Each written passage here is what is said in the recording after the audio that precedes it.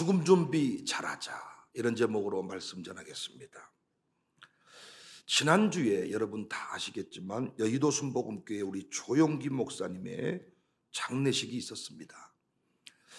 2020년 7월 뇌출혈로 쓰러진 이후에 서울대병원에서 치료를 받아왔지만은 끝내 일어서지 못하고 9월 14일 오전 7시 13분에 소천을 하셨습니다.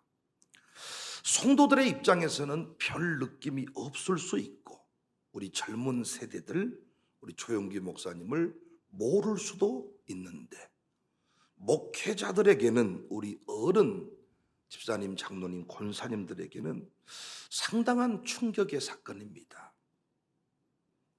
그만큼 영향력이 컸다는 거죠. 조용기 목사님은 1936년 경남 울산 울주군에서 태어났습니다. 아주 가난한 집에서 태어났고, 부모님은 예수님을 믿지 않았습니다. 고등학교 2학년 때 부산 상고를 다니셨는데 폐결핵을 앓고 시한부 인생이 됐어요. 아무런 소망이 없는 그때에 누나 친구로부터 처음 복음을 접하고 치유를 경험합니다. 1956년 순복음신학교, 지금 한 세대의 전신이라 할 수 있는데 순복음신학교에 입학을 해서 장모이자 평생 목회 동역자였던 고 최자실 목사님을 만납니다. 너무나도 보잘것없는 신학생이었지만은 기도했던 장모였기 때문에 한눈에 알아보고 사이를 삼았던 것 같아요. 그래서 장모와 함께 1958년 신학교 졸업 후에 불광동에서 천막교회를 시작합니다. 1970년, 80년대를 거치면서 여의도 순복음교회는 천막교회 수준이 아니고 세계적인 교회로 성장을 했는데 성도 숫자가 70만 명이 넘어요. 단일 교회로 세계 최대 교회입니다. 기네스북에 등재될 정도입니다. 이 교회가 미친 영향은 이루 말할 수가 없어요.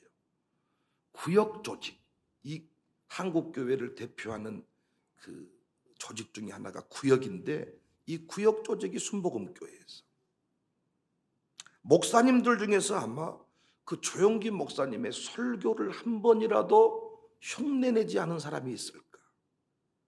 삼박자 구원, 영혼이 잘된 같이 범사가 잘되고 강건케 된다, 이 말씀을 한 번이라도 인용 안 한 사람이 있을까? 물론 여러 긍정적인 이야기와 아울러서 부정적인 얘기도 일부 있지만은 그 영향력에 비하면 역부족이 아닌가. 그 긍정적인 영향력에 비하면 너무 초라한 내용이 아닌가 생각합니다. 저는 이번 한 주간을 살면서 특별히 조용기 목사님의 죽음을 보면서 신자의 죽음, 목사의 죽음에 대해서 묵상을 했습니다. 물론 죽음을 묵상했다고 하지만 여러분도 그러실 겁니다. 오늘 죽는다고는 생각하지 않습니다. 이것이 인간의 어리석음 같아요. 죽음에 관해서 묵상한다고 하지만 오늘 죽는다고 생각을 안 해요. 물론 또 저는 이것이 하나님의 은혜라고 생각합니다. 죽음에 대해서 묵상을 했는데 오늘 죽는다고 생각을 해서 이 자리에 섰다면 아무것도 못하지 않겠습니까? 무기력증에 빠지고 깊은 슬픔에 잠길 것 같아요. 죽음에 관해서 묵상은 하지만 그날이 오늘이 아닐 것이라는 착각을 하면서 오늘 또 덤덤히 저는 이 설교를 할 수 있는 것 같습니다. 여하튼 우리는 죽어요. 반드시 죽습니다. 젊은 사람도 죽고 늙은 사람도 죽습니다. 심지어 어린이도 죽고 학생도 죽습니다. 그날이 언제일지 모르지만 반드시 죽습니다.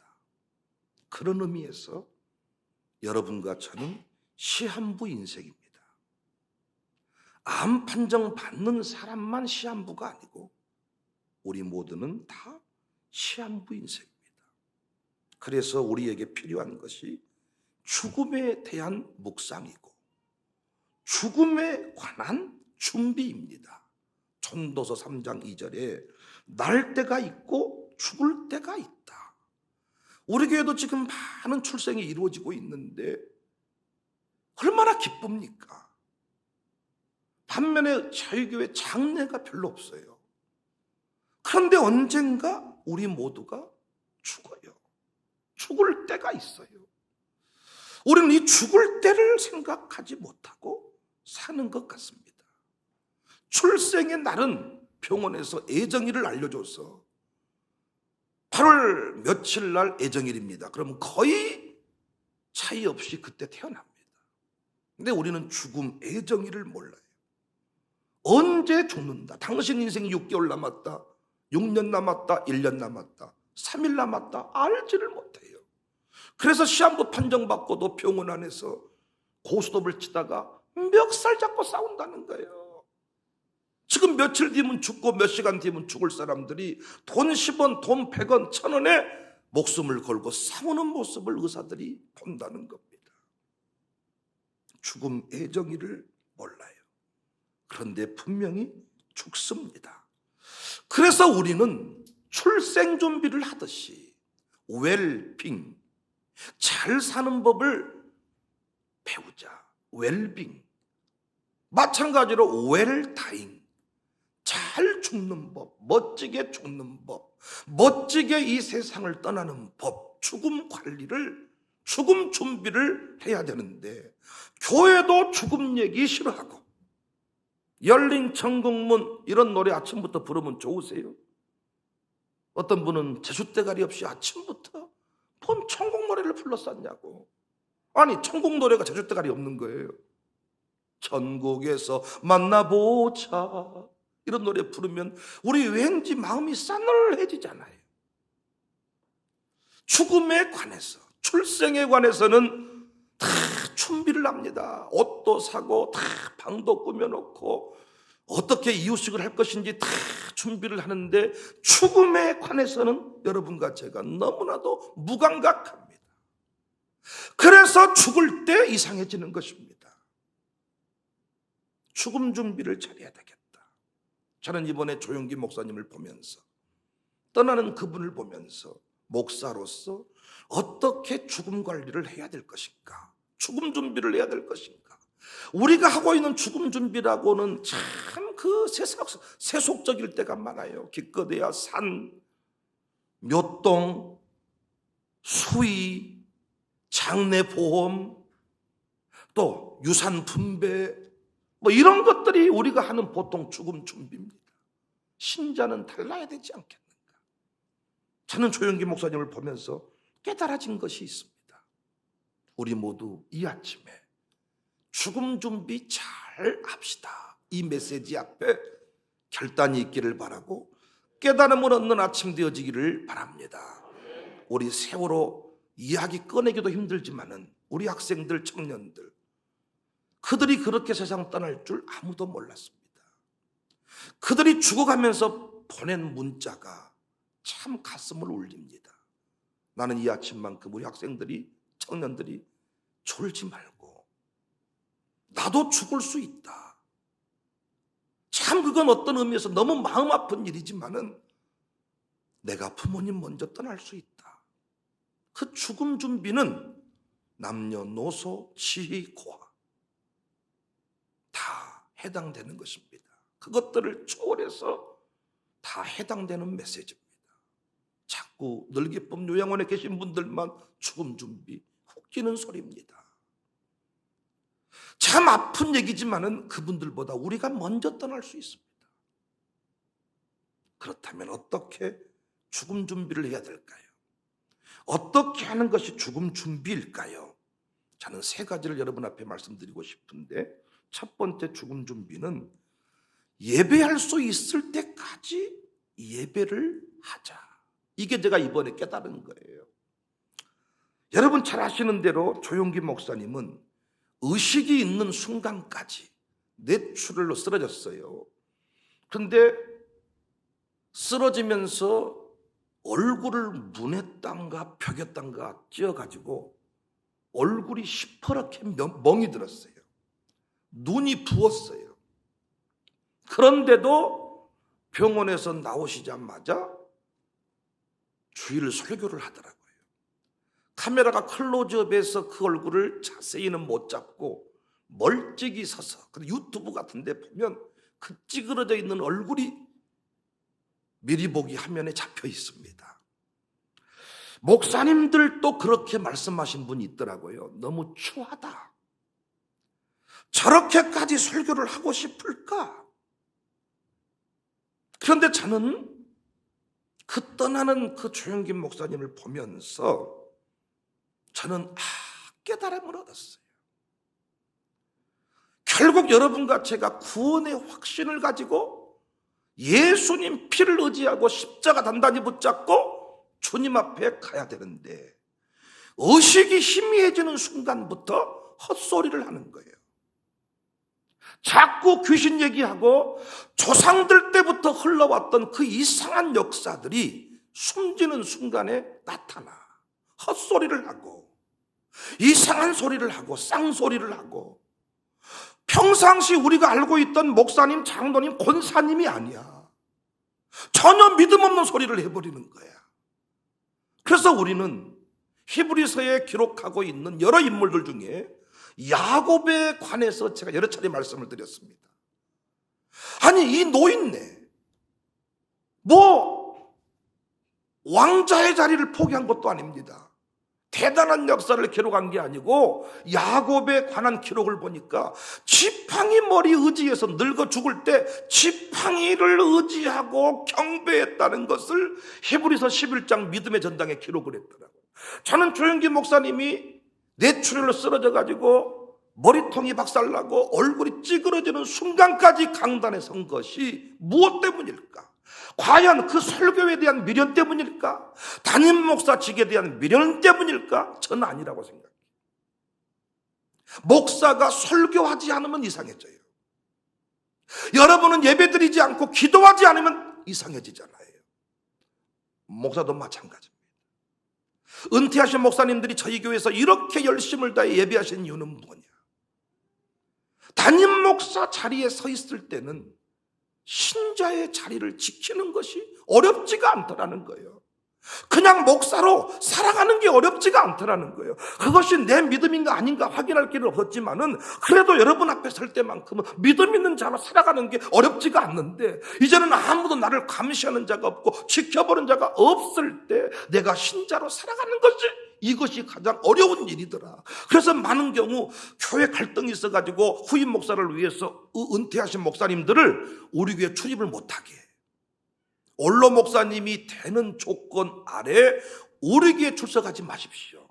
그래야 후임 목사가 목회를 합니다. 실제로 우리 주변에서도 평생 목회했는데 원로 목사는 되었지만은 그 교회에 못 가는 분이 많습니다.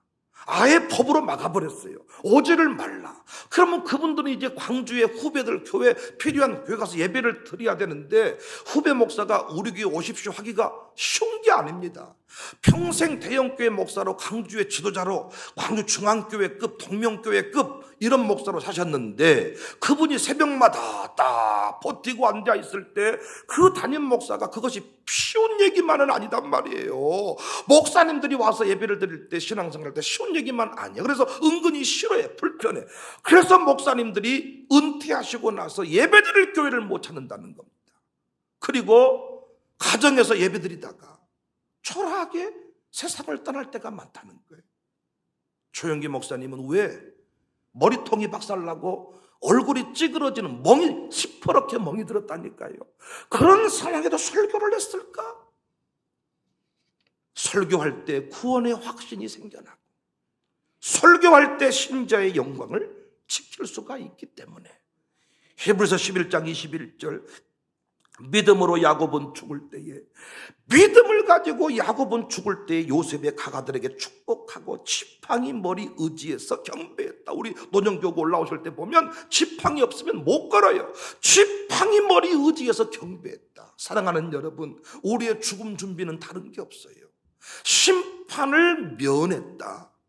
예수님 피로 심판을 면했다. 히브리서 9장 27절 전후 문맥을 보면 사람이 태어나서 한 번 죽는다. 근데 죽음 후에 반드시 심판이 있다.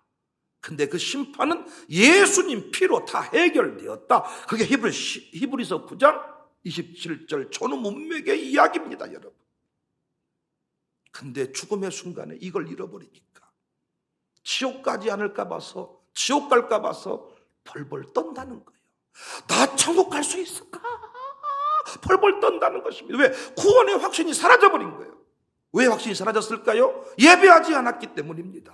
말씀을 듣지 않았기 때문입니다. 오늘도 여러분과 제가 헷갈리고 흔들릴 때마다 말씀을 듣고 예배하면 성령님의 역사로 말미암아 뜨거워지지 않습니까? 내가 누구인지를 알 수 있지 않습니까? 아, 내가 복받은 사람이구나. 아, 내가 구원받은 사람이구나. 이걸 알 수가 있는데 혼자 여러분이 평상에 6개월만 입원해 보세요. 3개월만 입원해 보세요. 혼자 예배드려 보세요. 헛소리 해버립니다. 헛소리. 그 순간이 항암제 맞는 순간이고 그 순간이 병상에 의식이 없는 순간이라면 여러분은 더더욱 헛소리 해버립니다. 그래서 죽음 준비가 다른 거 없구나. 살아있는 날 동안에 열심히 예배하면 예배할 때 가장 행복합니다. 숨이 찰 정도로 힘든 순간이야도 나는 예배할 것입니다. 그러면 그 마음에 평강이 임합니다. 내가 누구인지를 압니다. 가장 복받은 자임을 압니다. 구원은 예수님 피로 받은 것임을 알 수가 있습니다. 고아원에 라면 박스 갖다 준 것이 구원의 조건이 아니고 예수님 피로만 구원받을 수 있음을 알기 때문에, 그 피가 내게 증거가 되기 때문에 죽음 준비는 다른 것이 없어요. 그런데 안타깝게도 요즘에 요양원에 실려가면 최소한 40년 30년을 사는데 예배 한 번 못 드리다가 죽습니다. 얼마나 그분이 처절하겠습니까? 우리도 예배 며칠만 안 드려버리면 헛소리 해버리고 이상해져 버리는데, 여러분의 시아버지, 여러분의 친정아버지, 여러분의 장인 장모, 여러분의 친아버지 20년 동안 10년 동안 살아 100세 인생이기 때문에 풍이 떨어지고 치매가 오고 여러 가지 어려운 일이 생겨서 불가피하게 요양원에 실려 가신단 말이에요. 20년 10년 예배 한 번 못 드리고 죽습니다. 그분들의 영적인 상태가 어떠하겠습니까? 저는 조영기 목사님이 끝까지 성도들이, 물론 순복음교회 특징이기도 하지만은 진짜 통곡하면서 우는 것들이 목사님 가슴 속에 도전이 된 거예요. 도전이. 진짜 순복음교회 이대한 줄 알았지만은 장례식장을 보면서 진심으로 목사님의 죽음에 관하여 슬픔을 표하는 거예요. 여러분, 참 아픈 얘기지만은 은퇴하시고 언론 목사가 되고 이렇게 하시잖아요. 성도들이 별로 울지도 않습니다. 울지도 않아. 그런데 가슴으로 왜? 끝까지 목사로서, 여의도 순복음교회 담임 목사로서 그 영광스러운 모습을 지킨 거예요. 끝까지 성도에게 남겨진 이미지는 뭐냐? 설교했던 목사님이야. 의식도 가물가물한데 여러분, 설교한 것 지금 유튜브 같은 데 많이 뜹니다. 끝까지 신자의 영광, 성도의 영광을 지키는 길이 뭐냐? 예배하는 것입니다. 예배. 젊을 때 힘 다해서. 우리 교회 늘기쁨 요양원이 있기 때문에 숨질 때까지 예배하는 그런 신앙을 지킬 수 있게 됐어요. 죽음 준비 다른 거 없습니다. 예배하는 것입니다. 기도하는 것입니다. 이 아침에도 함께해서 백정석 목사님, 최은자 목사님, 난 저분들이 참 예배하는 것이 남다른 마음이 있지 않겠나. 평생 목사로 살았는데 죽을 때는 목사같이 죽지 못합니다. 그래서 그 죽음의 마지막 순간을 감출 때가 많아요. 감출 때. 내가 알고 있는 일부 안수 집사도 서울에서 그 죽음의 순간이 너무 부끄러워서 감추는 경우도 있어요. 숨질 때까지 찬송하고 예배하는 우리 모두가 됩시다. 죽음 준비를 잘해야 되는데 어떻게 하면 죽음 준비를 잘하는 것인가? 저는 이번에 조 목사님의 장례를 보면서 깨달은 겁니다. 두 번째는 교회와 사회에 선한 영향력을 미치며 살아야 됩니다. 성경은 끊임없이 구원받은 우리에게 선한 일을 하라고 해요. 믿음의 가족들에게는 물론이거니와 가난하고 헐벗은 자들에게 그 일을 행해라. 어떻게 하면 잘 죽는 것이냐? 살아있을 때 교회에 대하여 사회에 대하여 선한 영향력을 미치라는 것입니다. 누가복음에 등장하는 한 부자가 책망받았던 이유, 한 부자라고 나옵니다. 누가복음에 불의한 청직이라고 나옵니다. 칭찬받았던 이유에 대해서 우리는 묵상할 필요가 있어. 한 부자였는데 책망받았던 이유, 불의한 자였는데 칭찬받았던 이유 기억해야 된다는 거예요. 조영기 목사님의 죽음이 왜 이렇게 위대한 역사, 위대한 영향력, 위대한 스토리를 남기게 되었느냐? 그의 살아서의 삶이 위대했다는 거예요. 어떤 삶이 위대했다는 겁니까? 세계 최대 교회를 이룬 거, 그것도 위대한 일이지만 그게 아니고 가난한 자들에게, 소망이 없던 자들에게, 병든 자들에게 희망의 메시지를 던졌다는 것입니다. 1975년부터 2019년까지 71개국 370차례 비행 여정을 보면 지구를 120바퀴 이상 이동한 셈입니다. 우리 마일리지 관리를 하는데 그 정도의 문제가 아니고 전 세계에 복음 증거하는 전도자였는데 그의 복음의 메시지는 항상 가난한 자와 소외된 자들을 향해서 희망과 도전을 주는 메시지였다. 여기서 지금도 수많은 사람들이 이 조영기 목사님을 추억하는 거예요. 1988년 국민일보를 설립했는데, 물론 국민일보가 나중에 조금 운영하는 과정 속에서 불협화음이 생겨나고 불편함이 있었지만은 그의 처음 취지는 다릅니다. 그리스도의 복음을 땅끝까지 전. 그래서 여러분, 일간지 중에서 매일 교계 소식을 전해주는 국민일보밖에 없어요. 1999년에는 사단법인 선한 사람들, 현재 굿피플 설립해가지고 국내 해외에서 인권, 환경, 보건, 아동복지 믿는 사람들의 장학금 정도 주는 것이 선교사에게 정도가 아니고 어떤 국경을 초월해서 믿는 자, 믿지 않는 자, 북한의 심장병원까지 세우고 전 세계의 가난한 자, 헐벗은 자, 병든 자들을 살려내는 일을 위해서, 초창기에는 본인이 신유의 역사를 일으켜서 고쳤다면 이제는 의료기관들을 세워가지고 가난한 자, 죽어가는 사람들을 살려내는 일을 위해 일평생을 바쳤다는 겁니다.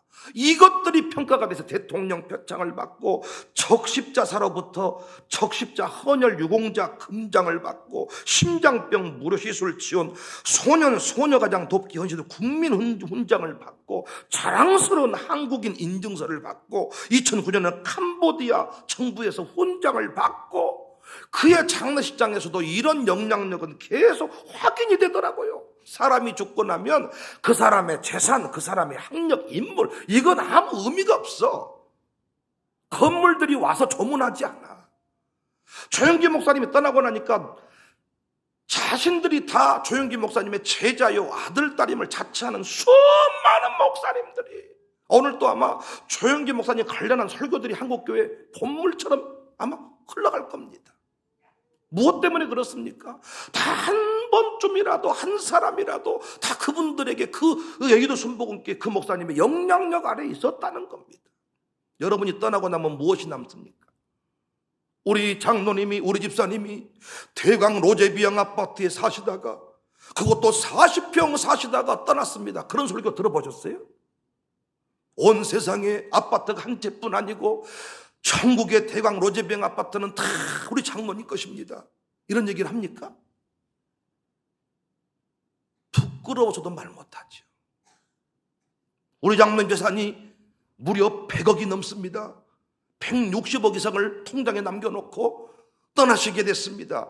우리도 장로님처럼 160억 남겨놓고 떠납시다. 그런 소리 하겠습니까? 자산이 160억이 100억이 넘으셨는데 온 세상의 자산을 보니까 하나도 남김없이 다 흩어 나누고 가셨습니다. 선한 영향력, 선한 일, 죽음 준비란 게 뭐냐? 살아있을 때, 건강할 때, 움직일 수 있을 때 할 수 있는 참 많은 일들을 하자. 병원에 입원해 있는 환자를 찾아보는 일부터 시작해서 할 수 있는 수많은 일, 특히 잘 나가는 사람들에게는 내가 뭐 손 내밀지 않아도 가난한 자들에게 어떻게든 손을 내밀고 그들의 인생에 어떤 도움을 주기 위해 몸부림치는 삶을 살자. 그것이 죽음 준비하는 것이구나. 몇 동안이나 내가 준비하지 못하고 죽어도, 아니 조영기 목사님 묻힐 곳이 없다면 그분들의 제자들이 가만히, 한국교회 그럴 만한 제자들이 얼마나 많은데 70여 개의 지교회를 다 독립시켜주고 건물 땅덩어리 다 물려주고 영산의 제자회 그런 분들이 장례를 안 치러주겠습니까? 국민 상주를 자처하는 분들, 저는 대통령만 그런 일이 있는 줄 알았는데 목사가 죽어도 국민 상주, 한국 교회 상주, 이런 일들이 벌어지더라고요. 목사가 돌아가셨다고 문자를 보내도 사람들이 모아지지 않아서 코로나 때 특히 돌아가시면 사람들이 더더욱 모이지를 않습니다. 어떻게 살다 죽었길래 교회 직분자가 죽었는데도 성도들이 눈물 한 방이 나오지 않습니까? 어떻게 목사가 장례 인도를 예비하면서 눈물 한 방울이 나오지가 않을 수가 있냐고요. 안 그렇겠습니까? 모든 삶의 스토리마다 그분의 이야기가 다 묻어있는데 목사가 어떻게 장례를 인도하면서 천국 갔으니까 울지 맙시다 그런 소리 할 수 있겠어요? 나는 그렇게 못한다고 생각해. 눈물 나는 내가 믿음이 없는지는 모르겠습니다만은 어떻게 지금 그분이 돌아가셨다고 생각을 한다면 잊을 수가 있겠습니까? 선한 일을 하고 우리의 죽음 준비 잘못했어요. 방향이 죽음 준비라고 해본들 죽어서도 더 좋은 곳에 머물겠다는 이런 취지로요. 신문 광고 보니까 여러분을 천국으로 모신다는 거예요. 납골당 광고예요. 납골당 광고. 메모리얼 파크. 아니 죽어서 그 한 줌 채가 어디로 들어가는 것이 뭐가 중요합니까? 여러분도 추석 앞두고 다 몇 동 깎고 오셨죠? 또 요즘 몇 동은 안 깎으니까 대신 벌초해 드립니다. 벌초가 뭐가 중요합니까, 여러분? 지금도 집사님, 장로님이 벌초하십니까? 아들, 딸 데리고 가서 벌초하시냐고, 애측이 가져가서 벌초하시냐고. 왕벌 좀 만나서 그냥 눈탱이를 쏘아버렸으면 좋겠어요. 아니 아직도 벌초 정신이 살아있어. 벌초 정신이. 저는 물론 할아버지 할머니의 그 아름다운 신앙의 스토리를 좀 가르치기 위해서 아들 딸들과 고향을 둘러보면서 이렇게 한 번씩 둘러보는 것이야 괜찮겠지만은, 명절 앞두고 그것이 마치 반드 조상을 위한 무슨 어떤 기본적인 애절인 것처럼 가지고 있는 의식 구조가, 추도 예배도 마찬가지 아닙니까? 추도 예배 드리는 거 제사 지내는 겁니다. 지금도. 그래서 추도 예배란 말도 추모 예배로 바꾸자고 하지만 그 정신은 제사 지내는 정신이 되면 안 돼. 살아있는 가족끼리 모여서 밥 한 끼 먹고 부모님을 추억하며 잘 살아보자, 이것이 돼야 되는데 어떤 형제들은 집사님, 장모님이 되어가지고도 날짜를 바꿔버렸다고 성질을 내는 분들이 계시더라고. 제삿날을 바꾸면 썩었냐고. 그리고 제사가 할아버지 때부터 흘러온 제사가 막 7개, 8개가 되는데 싹 모아서 한 날로 뭉치자, 이것도 흥분하는 분이 계셔. 7개, 8개 제사를 지내는데 7번 제사를 지내야 된다니까. 지금은 교회들이 많이 의식이 깨어나서 이런 추도 예배 드린다고 목사를 막 안 불러. 옛날에 추도 예배 목사가 엄청 많이 인도했거든요. 제사 지내는 정신으로 한 겁니다. 유족들이 잘 살아보자, 이 취지가. 제발 우리 교회 죽음 준비를 잘해야 되는데 죽음 준비란 게 뭐냐? 할 수 있는 대로 돈 10만 원밖에 없으면 5만 원, 만 원이라도 가난한 자를 위해 영향력 있는 삶을 살아가도록, 믿음의 가정을 돌보고, 믿지 않는 사람들, 어려운 사람을 돌보고, 저희 교회가 하고 있는 일들이 많이 있지 않습니까? 거기에 내가 일조를 가하겠다, 동참하겠다, 이런 정신을 가지고 여러분과 제가 살아간다면 그것이 죽음 준비입니다. 조영기 목사님이 그런 점에서 멋집니다. 나도 더 많은 선한 일을 해야 되겠다, 이런 생각을 했습니다. 86세로 돌아가셨는데 저는 언제까지 살다 갈지는 모르겠습니다만은 80살까지 살아도 초라한 인생이 있고 40년을 살아도 멋진 인생이 있어. 그 멋지다는 개념이 뭐냐고. 마지막 세 번째 죽음 준비는 신앙 전수에 힘을 써야 되겠다. 신앙 전수. 여러분, 조영기 목사님께서 돌아가시니까 이제 무슨 추모시 같은 것들이 많이 나오는데, 한국교회 위대한 꽃봉오리였다, 부흥의 불기둥이었다. 맞아요. 말씀드렸던 대로 그가 가는 곳마다 어떤 의미에서 그분은 세계에서 우리나라 말고 외국에서 더 유명한 분이 아닌가. 우리나라는 시기 질투가 많아가지고 조영기 목사님이 이단이라고 한 분도 많았고, 하여튼 기복주의 신앙이다 한 분도 많았고, 근데 외국에서 그를 향한 그 평가는 다릅니다. 그래서 위대한 부흥의 불소식에 위대한 부흥의 불길을 만들었는데, 그의 가문에서 부흥의 불길이 치솟는 것은 지금 우리가 보지를 못합니다. 물론 지금 새 아드님이 살아계셔서 여전히 역사를 써가고 있기 때문에 반드시 그 새 아들을 통해 위대한 역사가 일어날 것이지만은, 아직까지 한국 교회사에 또 전 세계 교회사에 미쳤던 그 부흥의 불길, 그 뜨거움이 아직까지 가문에서는 보이지를 않는답니다. 그래서 여러분, 여의도 순복음교회도 이영훈 목사님이란 분은, 이 분이라는 영적인 아들을 세워가지고 목회를 잘하십니다. 그리고 전 세계의 순복음을 대표할 만한 그 교단을 책임지는 인물들도 많이 세워지셔가지고 순복음 교단도 문제가 없겠더라고요. 한세대학교도 문제가 없고, NGO 그 재단도 문제가 없고, 서로 하려고 해서 문제요. 내가 목사님의 제자입니다. 그런데 조씨 가문은 다를 수가 있어요. 조씨 가문. 가족장을 지냈어도 이렇게 뜨거운 열기였을까? 이건 다른 문제라고. 여러분 장례를 교회장 말고 여러분 가족장으로 지낸다고 할 때 예배 인도할 사람 있으십니까? 지금 제가 아는 가정들도 추도 예배 가운데 믿지 않는 가족이 있으니까 제사 날 모이기는 모이는데 절은 안 하고 예배 형태로 드릴 때 가족 중에 한 사람이 인도할 때가 많더라고요. 여러분 떠나가시고 나면 여러분 집에서 예배 드릴 사람, 예배 인도할 사람 있으십니까? 코로나보다 더 심한 질병이 와가지고 목사도 장례 예배를 인도 못하게 할 때 여러분 집안에서 아들, 딸들이 찬송 불러줄 사람이 있습니까?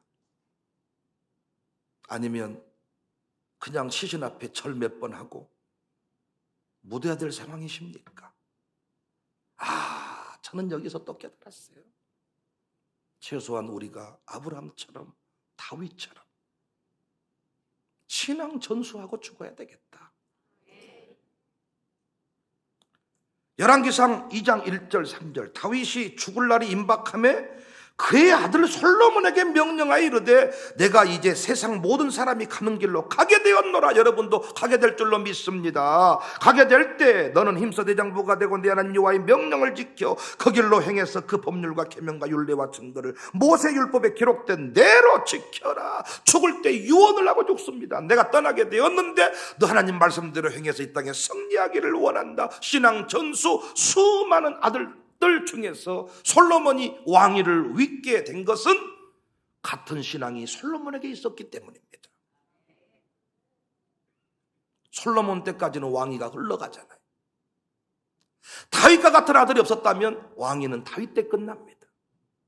여러분 집안의 장로직이 여러분 때 끝나기를 원합니까? 이어지기를 원합니까? 여러분 집안의 권사라는 직분이 이어지기를 원합니까? 끝나기를 원합니까? 난 아침에 특송하려고 진우가 지 아버지 옆에 딱 앉아있는 모습을 보고 샬롬 스쿨 일부 아들, 딸들이 질투할 수 있겠다 싶었어요. 저 새끼는 왜 앞에 앉아있는 거예요? 모르냐? 지 아버지 장로요. 그러니까 앞에 앉지. 우리 교회는 장로님 자리는 만들어주지 않아. 그 아버지는 뭐요? 나는 그냥 새끼야. 그 교회 집사 새끼야. 이런 것들을 부정적으로만 보지 말고 조금 도전되지 않습니까?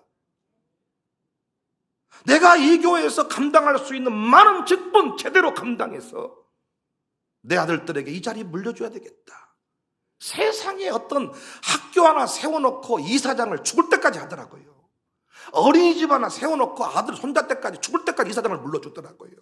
그런 자리는 왜 그렇게 욕심이 있으시면서 교회에서 책임지고 장로로서 권사로서 양육사로서 섬기는 일들에 대해서 그렇게 자부심과 긍지가 없냐 그 말이지. 저는 아들 신앙 전수하자. 창세기 22장 5절 6절에 우리 늘 공부했죠. 아브라함이 종들에게 이르되 너희는 나귀와 함께 여기서 기다려라이 내가 아이와 함께 저기 가. 나는 이 말씀이 너무너무 좋은 거예요. 아들아 집에 있어라이 엄마 아버지 예배드리고 올게가 아니고 종들아 내가 내 아들들을 함께 가서 예배하고 돌아올 테니까 아이와 함께 가서 예배하고 우리가 너희에게로 돌아오리라.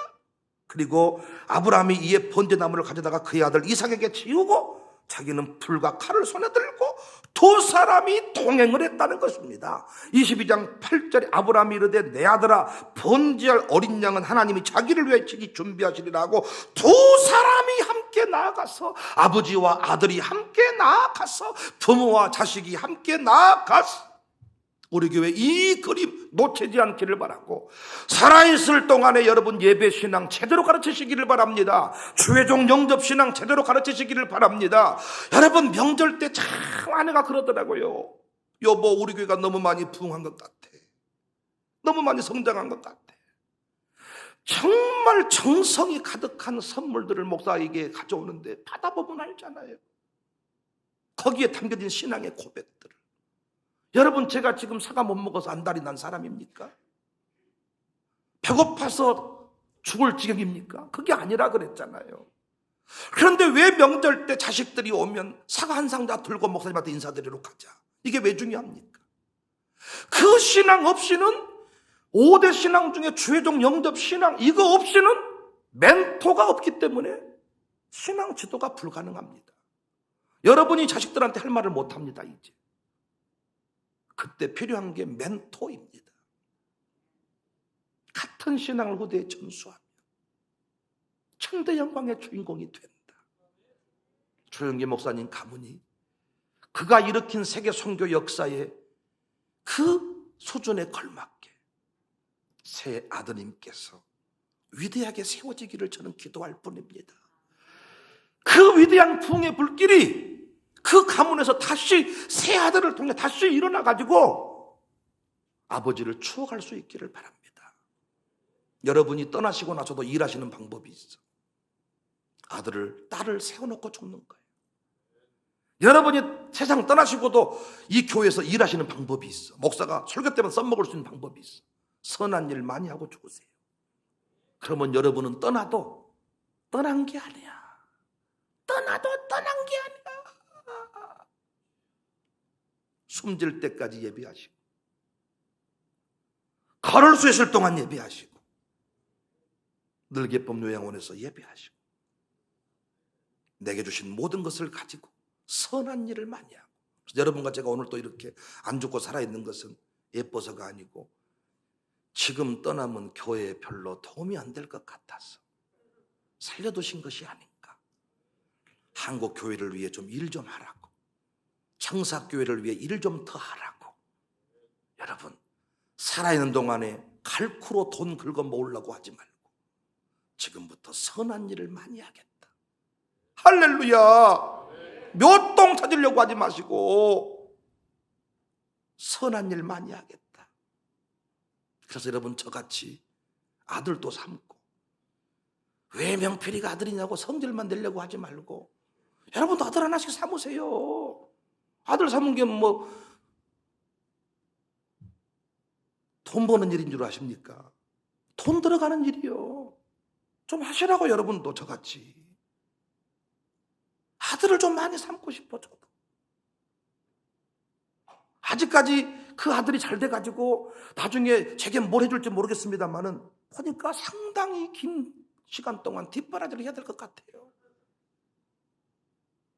그런 일도 좀 하시고, 내 새끼만 겨우 챙기지 마시고, 남의 새끼도 내 아들 삼고 이 바울처럼 선한 일을 좀 많이 해보자고요. 장학금도 좀 줘보고, 유학 간다니까 좀 유학 비행기 값을 내가 한번 끌어주겠다고 좀 해보시고, 뭔가 좀 가족은행 같은 거 할 때도 좀 많은 뿐만 아니고 좀 큰 돈도 좀 한번 기부를 좀 해보시고, 뭔가 좀 좋은 일을 좀 해보면 좋겠다.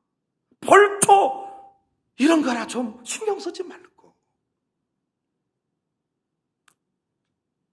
신앙 전수에 더욱 힘을 쓰자. 형통의 물이 요즘에 점점 줄더라고요. 80명까지 올라가다가 이제 점점 줄더라고요. 이게 조금 이름 안 불러주면 금방 주는 거예요.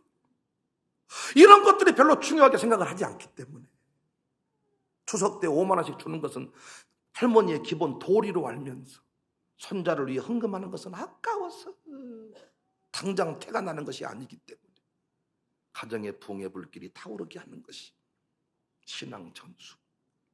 이 신앙 전수가 이루어지면 죽음 준비 잘하는 것이다. 말씀 정리하겠습니다. 죽음 준비 잘합시다.